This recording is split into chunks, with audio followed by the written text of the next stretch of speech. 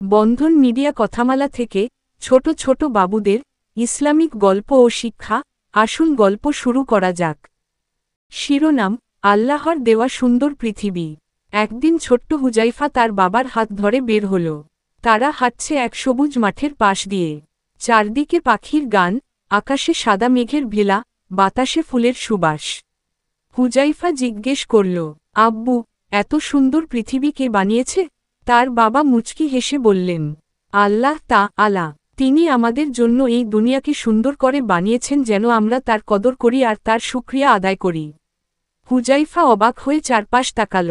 সে দেখল ছোট নদীটা কেমন সুর করে বয়ে যাচ্ছে, পাখিগুলো কেমন গান গাইছে, আর আকাশে সূর্য কেমন কোমল আলো ছড়াচ্ছে।